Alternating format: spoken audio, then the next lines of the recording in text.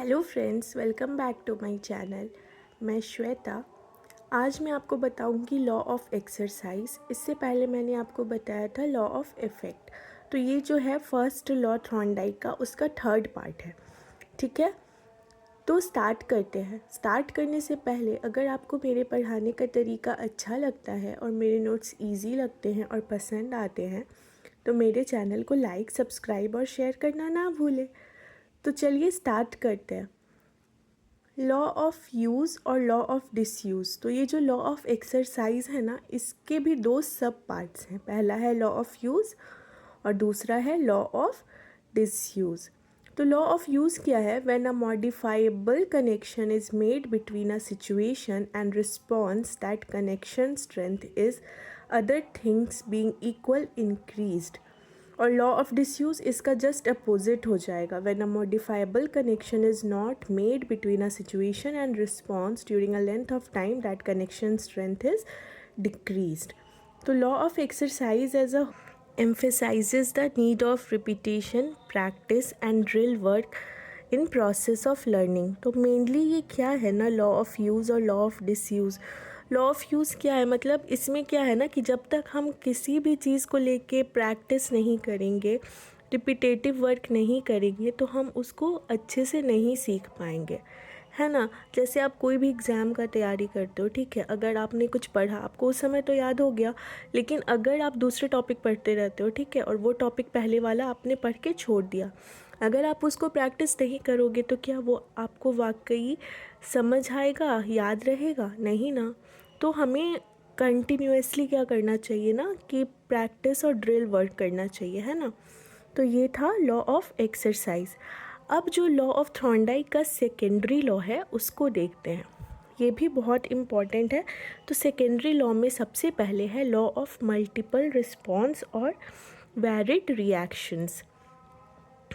The law implies that when an individual is confronted with a new situation, he responds in a variety of ways before arriving at the correct response।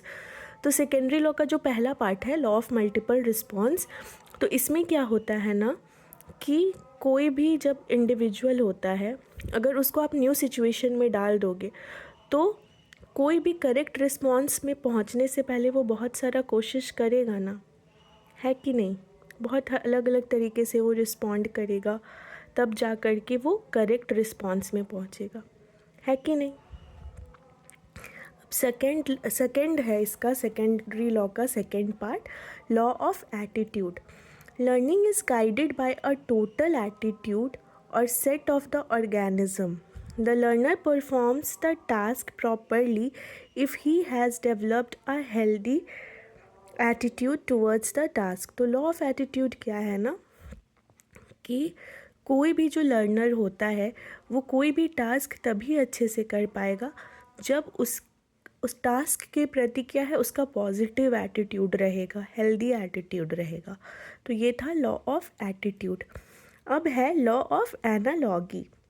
An individual responds to new situation on the basis of the responses made by him in similar situation in the past। He makes response by comparison और analogy। Analogy मतलब क्या होता है कि जैसे कोई भी individual है, उसको अगर आप कोई नया सिचुएशन में डाल रहे हो, लेकिन वैसा सिमिलर मतलब उससे मिलता जुलता सिचुएशन से वो पहले अगर गुजरा है, तो वो क्या करेगा, उससे कंपेयर करके इस सिचुएशन से निकलने का कोशिश करेगा, है ना। ठीक है, तो सेकेंडरी लॉ में भी क्या है ना, सेकेंडरी लॉ में हमने देखा था कितना लॉ है, 5 टाइप्स का है इसमें, जिसमें से 3 हमने देख लिया, law of multiple response, law of attitude, law of analogy. तो 2 पॉइंट्स बच गए हैं जिसको मैं नेक्स्ट क्लास में अच्छे से एक्सप्लेन करूँगी। तो मेरे चैनल के साथ जुड़े रहे और बेल आइकन प्रेस करना ना भूले ताकि आपसे कोई भी रीसेंट अपडेट मिस ना हो। Thank you.